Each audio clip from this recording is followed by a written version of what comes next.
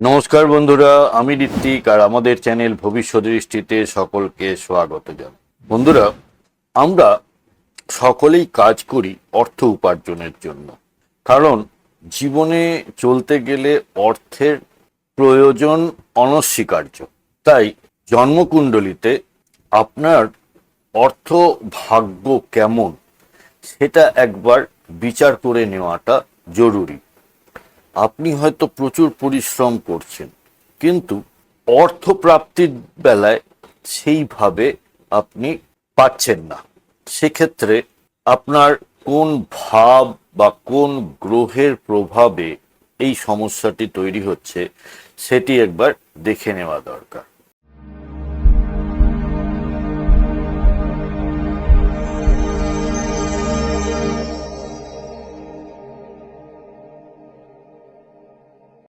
বন্ধুরা, আপনারা যারা যারা আমার চ্যানেলটি অলরেডি সাবস্ক্রাইব করেছেন তাদেরকে জানাই আমার অসংখ্য ধন্যবাদ ও কৃতজ্ঞতা। যারা এখনো সাবস্ক্রাইব করেননি তাদের কাছে আমার বিনীত আবেদন, চ্যানেলটি সাবস্ক্রাইব করুন এবং পাশে থাকুন।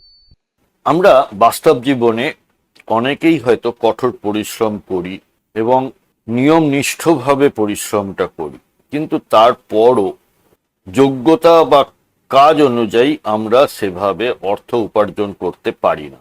জ্যোতিষশাস্ত্র আপনাকে সাহায্য করবে জন্ম ছকে নিহিত আপনার ধনপতি বা ধনভাব এগুলি দেখে আপনাকে সঠিক একটা পথ নির্দেশ দেওয়ার।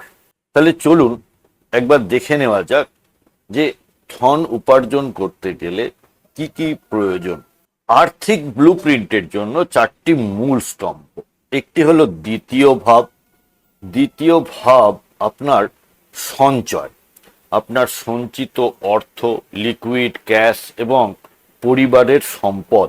তারপর রয়েছে পঞ্চম ভাব, আপনার বুদ্ধি, স্টক মার্কেট, শেয়ার বাজার বা লটারির মতো যে অর্থ পাওয়া যায় সেইগুলিকে নির্দেশ করে। এরপর রয়েছে নবম ভাব, ভাগ্যের ঘর। ভাগ্য যদি আপনার সাথ না দেয় তাহলে ধন উপার্জন কিন্তু অসম্ভব বলা চলে। আর রয়েছে 11তম ভাব, যেটা হলো আয় ভাব। নিয়মিত আয়, লাভ এবং জীবনের ইচ্ছা পূরণের ঘর।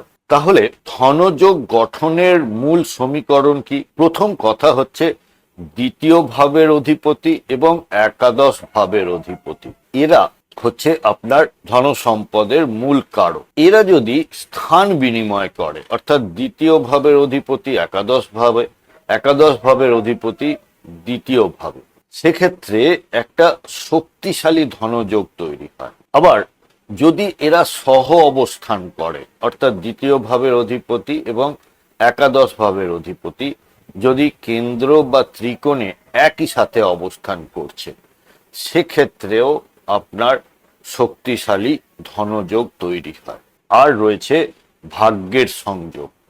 ভাগ্যপতি অর্থাৎ নবম ভাবের অধিপতি এসে যদি দ্বিতীয় বা একাদশ ঘরে বসে, সেক্ষেত্রেও আপনি সৎ পথে থেকে প্রচুর ধন সম্পদ উপার্জন করতে পারবেন। তবে একটাই ব্যাপার আপনাকে দেখতে হবে যে লগ্নপতি, তাকে নিজেকে কিন্তু বলশালী হতে হবে, না হলে এই ধরনের সুফল ভোগ করা কিন্তু কঠিন হয়ে পড়ে। ধন সম্পদের মূল কারক তিনটি গ্রহ। বুধকে বলা হয় ন্যাচারাল ধনপতি। তো বাণিজ্য, হিসাব নিকাশ এবং ব্যবসায়িক বুদ্ধি, ব্যবসায়িক আইডিয়া থেকে টাকা উপার্জন যে করবেন তার জন্য আপনার বুদ্ধির প্রয়োজন, তাই বুধকে বলা হয় ধনপতি। আর রয়েছে শুক্র। শুক্র আপনার লাক্সারি, ব্র্যান্ডেড জিনিস, বাড়ি গাড়ি এইগুলির কারক, আপনার সুখের কারক। তো সমস্ত আনন্দদায়ক ধন সম্পদ ও তরল অর্থের অর্থাৎ লিকুইড ক্যাশের যোগান দেয় শুক্র। আর রয়েছে দেবগুরু বৃহস্পতি।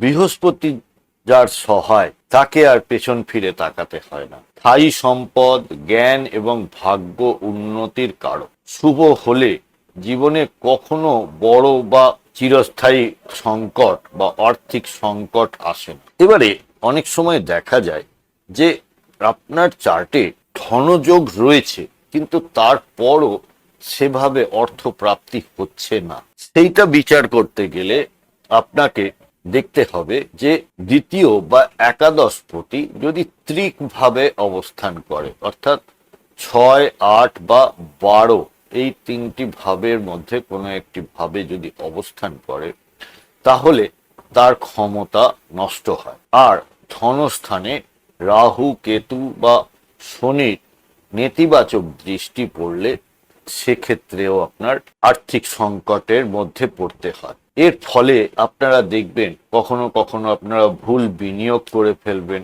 কখনো শারীরিক অসুস্থতার মধ্যে পড়বেন, বা অনেক সময় অপচয়ের কারণে অর্থের বিনাশ হয়।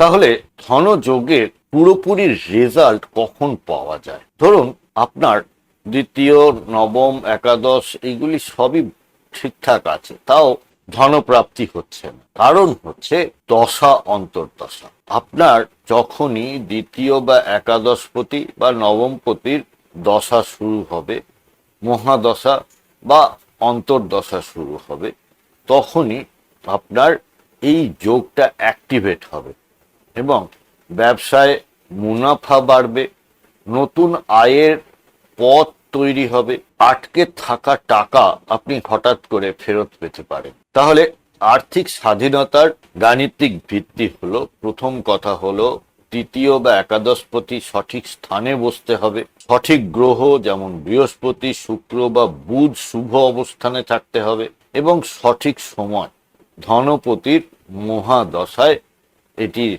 সক্রিয়তা। এই তিনটে জিনিস যখন একসঙ্গে ঘটবে তখনই আপনার এই ধনযোগটা অ্যাক্টিভেট হবে। আপনি আপনার জন্মপত্রিকা ভালো করে দেখবেন, দেখে বুঝবেন যে কোন সময়টা আপনার এই ধনপতি বা দ্বিতীয়পতি বা একাদশপতির দশা অন্তর্দশার আসছে।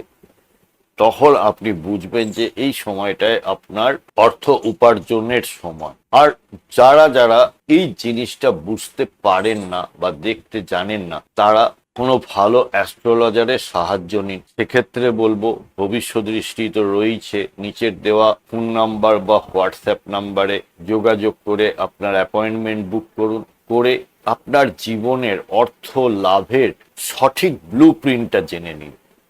বন্ধুরা, আমাদের এই ডিসকাশনে কোনো পার্টিকুলার চার্ট ধরে বা গ্রহের অবস্থান ধরে কিন্তু কোনো কথা বলা হচ্ছে না। আপনার কোনো হাউসে যদি সমস্যায় থাকে বা জীবনে কোনো ধরনের সমস্যার সম্মুখীন হন, তাহলে আপনারা ভবিষ্যৎ দৃষ্টির সাথে যোগাযোগ করতে পারেন এবং আমাদের কাছ থেকে আপনারা কনসালটেশন নিতে পারেন। আপনাদের ন্যাটাল চার্ট বা গ্রহগত অবস্থান জন্মকালীন, তার সাথে দশা অন্তর্দশা এবং আগামী দিনের যে ট্রানজিট এবং তার প্রভাব, এই সব মিলিয়ে আপনারা একটি রেজাল্ট বা সলিউশন আমাদের থেকে পেতে পারেন। কন্ট্যাক্ট নাম্বার এবং ওয়েবসাইট এবং চেম্বারের অ্যাড্রেস সবই দেওয়া হলো, আপনারা সময় মতো যোগাযোগ করতে পারেন।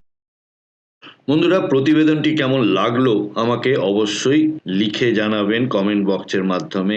যদি ভালো লেগে থাকে তাহলে একটি লাইক করবেন আর আত্মীয় স্বজন বন্ধু বান্ধবের সাথে শেয়ার করতে ভুলবেন না। আজকের পর্ব এখানেই শেষ করছি। সাথে থাকার জন্য অনেক ধন্যবাদ।